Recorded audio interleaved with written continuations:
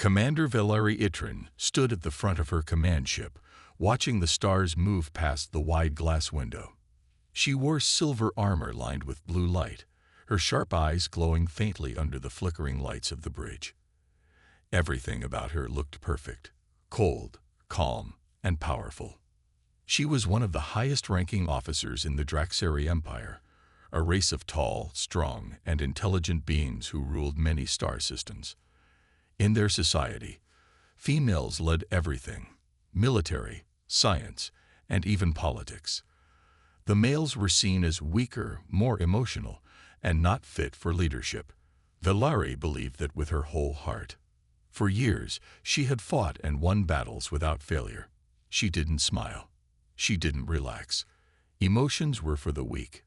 Her fleet was known as the Iron Silence because of how fast and cleanly they ended wars. Today, her ship arrived near a small planet on the edge of explored space, a Terran colony, a human world. Humans were a minor species, barely known to the Empire. Valery wasn't impressed. Primitive creatures, she said as the report came in. Soft minds, short lives, nothing to fear. But then, something unexpected happened. A Draxari scout ship had engaged a human patrol ship by mistake. The humans fought back, and though they lost, they damaged the scout ship badly.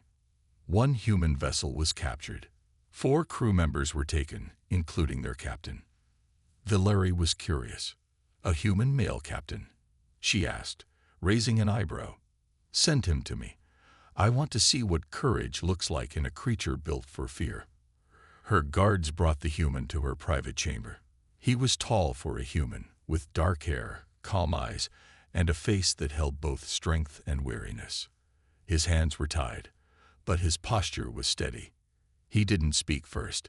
He just looked at her, as if measuring her soul.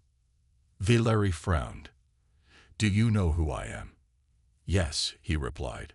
"You're the one who believes she understands everything." That made her pause. "I'm Captain Elias Orc," he said. "And you're wrong about us." Valery felt something strange, a flicker of interest. It had been years since anyone had dared speak to her like that. Even her own people walked carefully around her. "You'll break soon enough," she said with a cold smile. "All males do." "We'll see," Elias replied, calm as ever. As the guards took him away, Valery found herself thinking. There was something different about this one, something unsettling. She turned back to the stars, but didn't feel quite as certain anymore. Commander Valery Itrin sat in the dark room, waiting. The room was quiet except for the soft hum of the ship's systems. This was her private interrogation chamber, where truth was taken, not asked for. She had questioned many enemies here. Some cried. Some begged. Some tried to lie. All failed. She expected no different from the human. But when Captain Elias Work entered, she noticed something strange again. His hands were still tied, but his eyes were sharp, calm, alert. He was not afraid. Valery leaned forward. "Why did you attack my scout ship?" Elias raised an eyebrow. "Your ship crossed into our space. We were defending ourselves." "That's not your space. You humans don't even belong out here." "We belong anywhere we choose to stand," Elias replied. Valery narrowed her eyes. His words were bold, dangerous, but not loud or foolish. He spoke with control, like a man used to pressure. "You think you're strong?" she asked. "No," Elias said simply. "I think we're free. That's more important." Valery stared at him. That word, free, meant little in the Empire. The Draxari lived by order, rank, and structure. Freedom led to chaos, and chaos led to weakness. "You value freedom over order," she said, almost amused. "I value the right to choose," Elias said, "even if it comes with risk." Valery leaned back, studying him.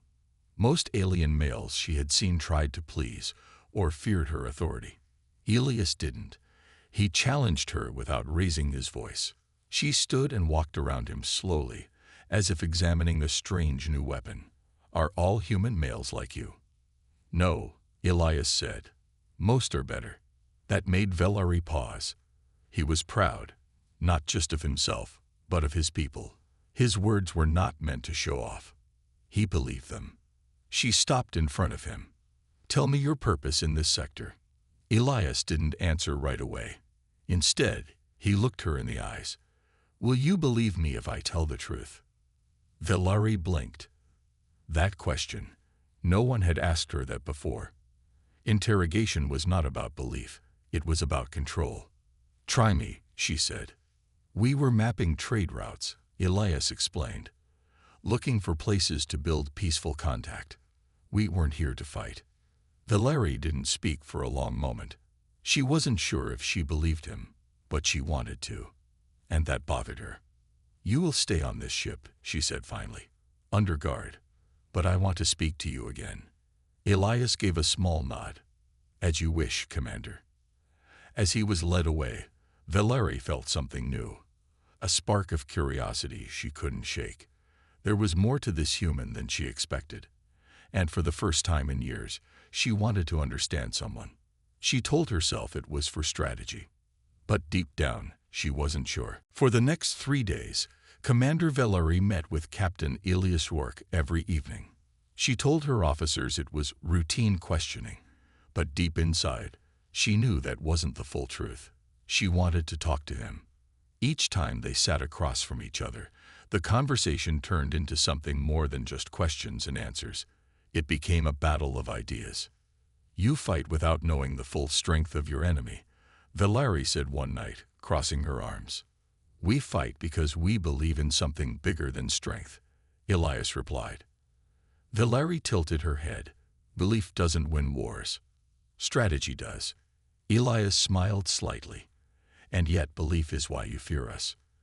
That made her pause. She didn't show it, but the words hit her. Did she fear humans? No, that was foolish. But there was something about Elias, about how he spoke with quiet confidence, that made her feel uncertain. Your people are emotional, wild, untrained, she said. Maybe, Elias replied, but we adapt. We survive. And we don't give up. Velari leaned forward. That sounds like chaos. It sounds like freedom, he said calmly. Every meeting ended the same way, both of them unwilling to back down. But after each one, Velari found herself thinking about his words long after he left the room. She reviewed his record. Elias had been a captain for 5 years. He had led missions into dangerous regions, negotiated peace deals, and survived battles where others had failed. He wasn't just lucky, he was smart and brave. One night, after their 4th conversation, she asked him something different. Why are you not angry? Elias raised an eyebrow. Should I be? You're a prisoner, Velari said. Most would be shouting or begging by now. Elias looked at her with those sharp gray eyes. Anger wastes energy. I'd rather understand the person who holds the key. That surprised her. Velari had always believed that emotion made males weak. But Elias didn't hide his feelings. He used them with control, like a tool. He wasn't weak. He was balanced. That night, Velari stayed awake in her quarters, staring at the ceiling. Her thoughts spun like a broken navigation system. What if she had been wrong? Not about everything, but about some things. What if strength didn't only come from control, but also from knowing when to let go? She didn't like the questions, but they stayed with her. In the days that followed, her officers noticed a change.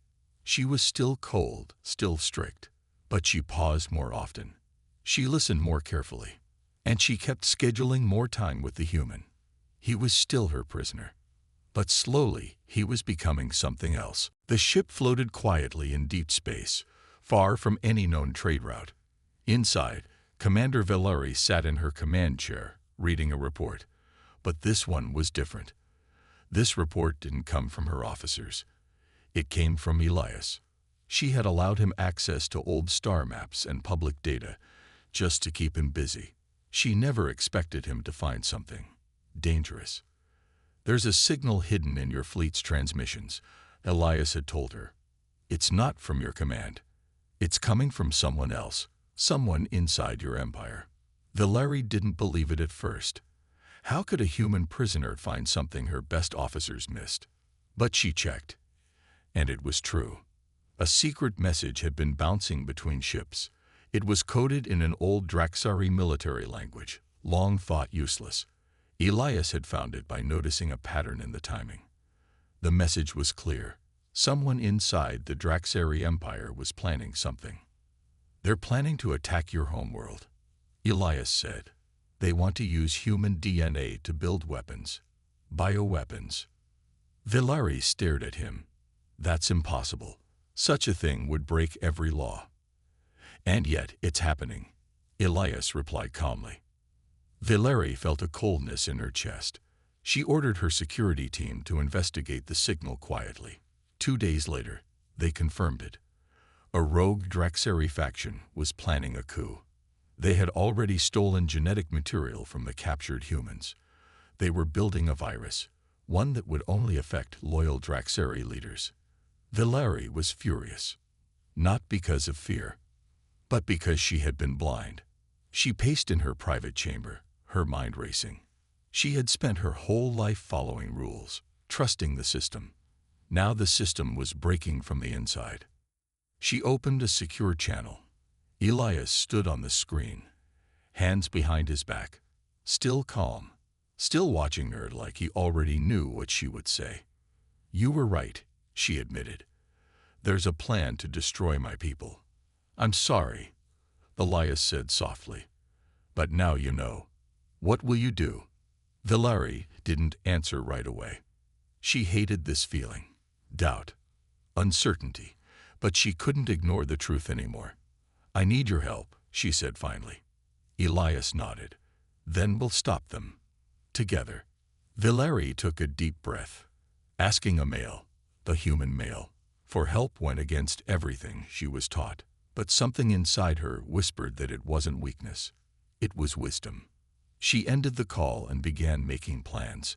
She couldn't trust her own fleet anymore. She would have to move in secret. For the first time in her life, Commander Valerie Itrin was about to go off the record. And the only person she could truly trust was the prisoner she once thought weak. Commander Valerie moved quickly.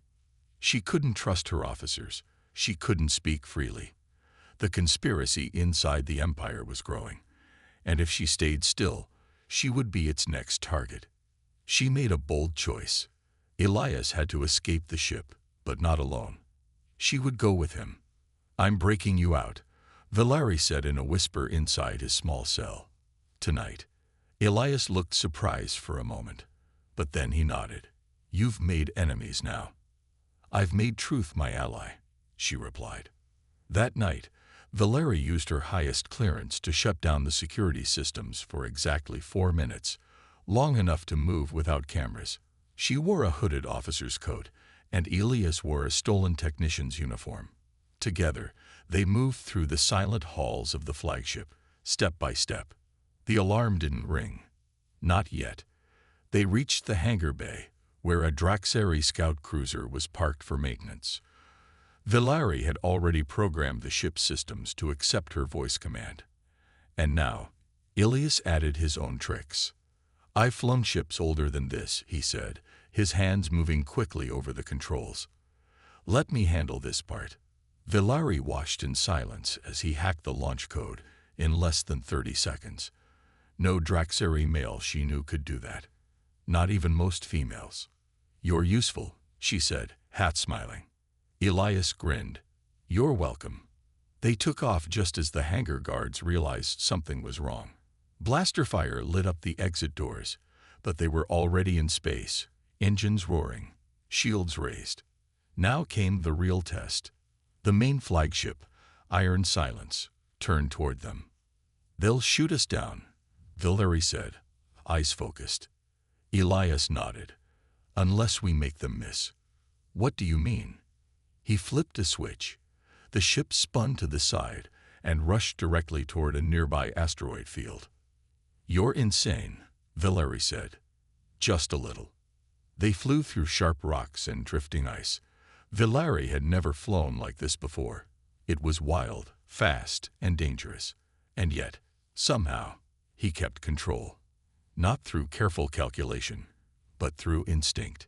She was used to perfect, clean moves. But this chaos worked. The flagship chased them, but couldn't follow. The Draxari ships were too large, too slow for the tight corners. After 10 minutes of heart-pounding flight, they reached open space again. Alone. Safe, for now. Villari sat back in her seat, breathing hard. "I never thought I'd run from my own fleet," she said. Elias looked at her. "You didn't run. You chose a better path." She didn't reply, but a part of her agreed. She had always seen control as strength. But today, she saw that courage could also be wild. And maybe, just maybe, she liked that. The small scout ship floated in the shadow of a broken moon. Hidden, silent, far from any patrols. Commander Villari sat at the edge of the control room, staring at the blinking screen. A message from her private contact back in the Empire had just come through. The situation was worse than she feared. The rogue Draxari faction had already replaced 2 high commanders and now controlled nearly a quarter of the inner fleet. The virus, designed using stolen human DNA, was almost complete. In a few more days, it would be ready for launch. "They plan to use it during the next war drill," she said quietly. Elias sat across from her, working on his datapad. "They'll call it a training accident. No one will question it." Villari looked up. "Then I have to stop it." "We have to stop it," Elias corrected her. She stared at him for a moment. In the Empire, no one corrected a commander. Especially not a male. But Elias did, and he did it without pride. Just honesty. And she respected it. "I don't have a fleet anymore," she said. "I don't have soldiers or allies I can trust." "You have me," Elias said. It was a simple sentence. No drama. No begging. But it meant more to Villari than she expected. For the first time, someone was choosing her, not her rank or her reputation. Just her. "How can you trust me?" she asked. "I could still be using you." Elias leaned back and smiled. "Maybe, but I've seen your eyes when no one's watching. You're not cold, Villari. You're scared to care. That's different." She looked away. No one had ever said something like that to her before. Not even she had said it to herself. "We need help," she said after a pause. "Someone outside the Empire. Someone who can strike fast." Elias nodded. "I know just the people. There's a human outpost in Sector 9. It's small, but the captain owes me a favor." Villari raised an eyebrow. "You always have connections." "Let's just say humans make friends easily," he said, chuckling. The next few hours were tense. They left the broken moon's orbit and jumped into light speed, headed for Sector 9. Along the way, Villari found herself watching Elias, not as a prisoner or tool, but as a partner. He had no rank, no armor, no army behind him, yet he stood beside her like an equal. That confused her and inspired her. By the time they reached the edge of human space, she wasn't calling him the prisoner anymore. She called him Elias. And when they stepped off the ship together to meet the human rebels, she didn't walk ahead of him like a superior. She walked beside him. The human outpost in Sector 9 was hidden inside a dark asteroid field. It was old, rusty, and full of sharp corners, but alive. Small ships moved in and out like bees in a hive. Lights flickered, engines hummed, and everywhere, humans worked together without uniforms, without ranks, and without fear. Commander Villari had never seen anything like it. No order, no control, but somehow it worked. Elias led her through the narrow halls of the station, past groups of pilots and engineers. Most stared at Villari with suspicion. An alien, dressed in dark commander's armor. But no one stopped her. They trusted Elias.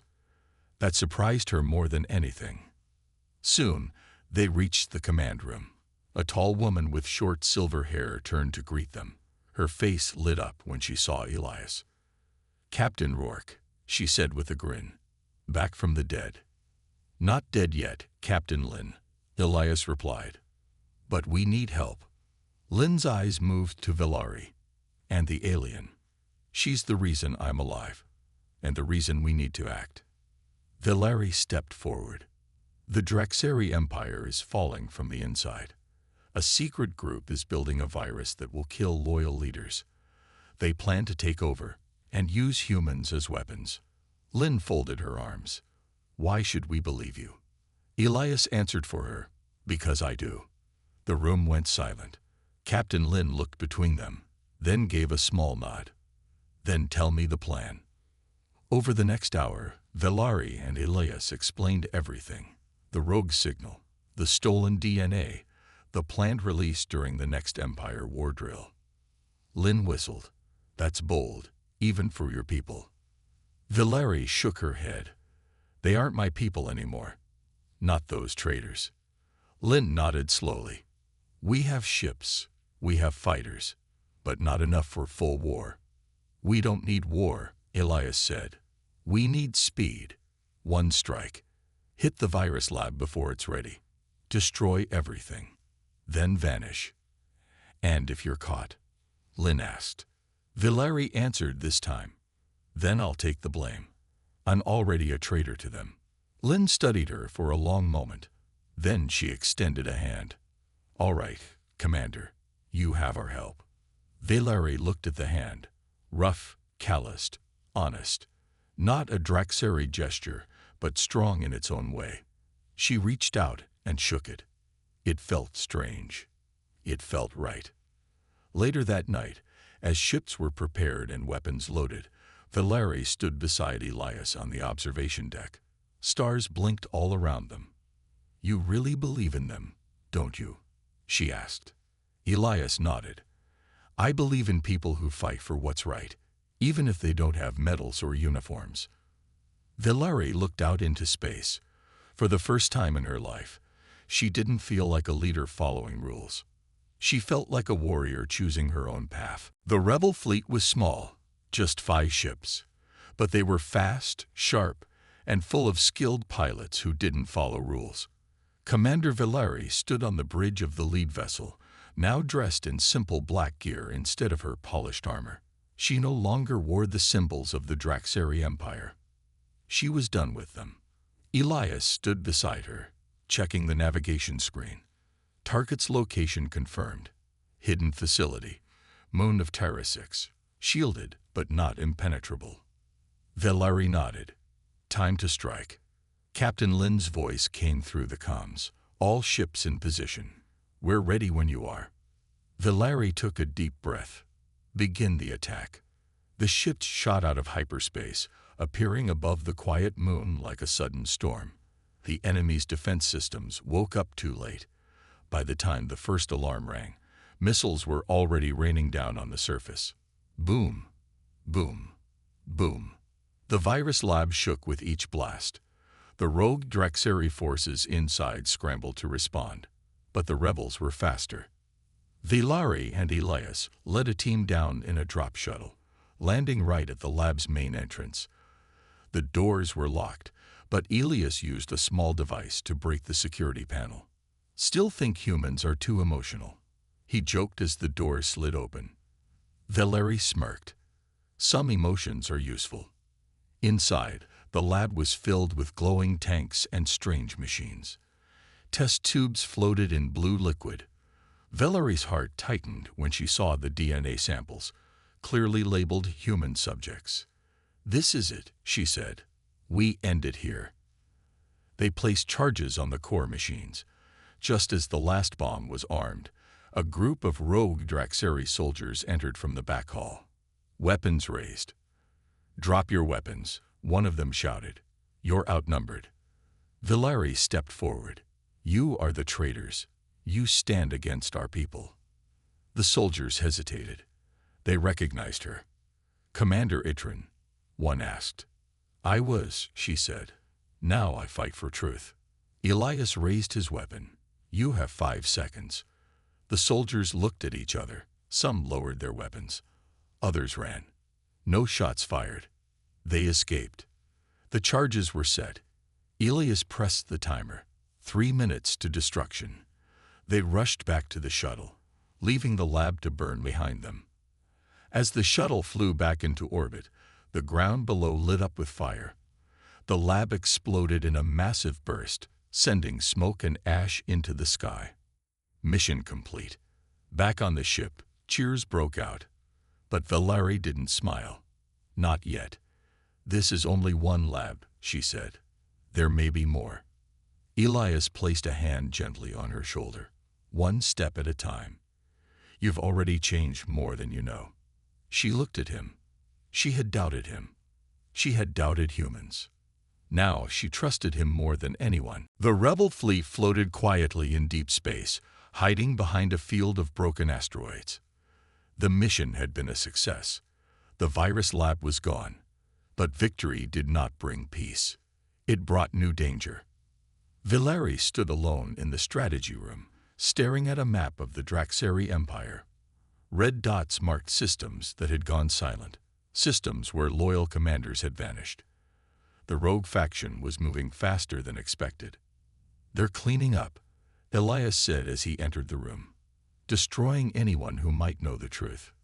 Valerie turned to him. Her face was hard, her eyes sharp. They'll come for me next. Let them, Elias replied. We'll be ready. But she shook her head. I can't keep hiding behind shadows and humans. I must face them. I must show the Empire that someone still stands for honor. Elias stepped closer. Then we'll show them. Together. Captain Lin soon entered the room with a worried look. We've received a message. It's from the Draxari Council. Valerie's eyes narrowed. The real council or the traitors? Hard to say. But they're calling for you. The message was brief and cold. A meeting had been arranged. A neutral station, far from war zones. They wanted to discuss her actions. It was a trap. Everyone knew it. But Valerie accepted it anyway. If I don't go, she said, they'll say I'm a coward. If I do go, I might die. But I'll show the truth. Elias looked uneasy. You don't have to walk into this alone. I won't, she said softly. You're coming with me. A few hours later, they arrived at the neutral station, an old Draxari post no longer used in war. The air smelled of rust and dust. The lights flickered. And inside the main chamber, 6 Draxari leaders waited. Valerie stood tall. No armor. No weapons. Elias stood at her side, silent but alert. Commander Itrin, one of the Draxari, said coldly, You've betrayed your people, destroyed a secret base, teamed up with humans. Valerie didn't flinch. That base was a crime. You were building a virus to kill your own kind. You speak lies, another growled. I have evidence, she said. I'll show it to the entire empire. A third council member stood up. You won't live long enough. Suddenly, guards rushed in, weapons raised. But Valerie was ready. Elias tossed a small sphere to the ground. Smoke exploded, filling the room. Blaster fire flew in every direction. Valerie pulled Elias toward the side exit. He covered her back, firing as they ran. They escaped into the dark halls, alarms blaring behind them. Back on their ship, breathless and bruised, Valerie looked at Elias. They tried to silence us. But they failed, he said, and now the real fight begins. She nodded. She wasn't just running anymore. She was leading a rebellion. The broadcast was ready. Valerie stood in front of the camera on the rebel flagship. Around her, engineers and pilots worked quickly, preparing for the empire-wide transmission. The video would reach every Draxari ship, station, and outpost across the galaxy. She adjusted her collar and stood tall. But this time, it wasn't about looking powerful. It was about speaking truth. Elias stood just behind the camera. You don't have to sound perfect. Just be you. Valerie gave a small smile. A year ago, she would have dismissed that advice. But now she trusted it, because it came from him. The light blinked green. She began. "Citizens of the Draxari Empire," she said, her voice steady. "This is Commander Velari Itrin. I speak not with orders, but with truth." She spoke of the secret virus, the betrayal of the Inner Council, the plan to use human DNA as a weapon. She showed images, proof from the destroyed lab, names of traitors, locations of silent sectors. Then she paused. "In our pride, we believed we were stronger than all others. We thought emotions made others weak. But I have learned something greater. Strength without compassion is empty. Order without justice is slavery." Her voice grew stronger. "I was saved by a human, not because he was ordered to, but because he chose to. He didn't follow my rank. He followed his heart, and in doing so, he reminded me what real strength looks like." She stepped back as the signal ended. Across the stars, the message flew, unfiltered, unstoppable. "Now what?" Elias asked. "We wait," she said, "or we fight." But the response came faster than expected.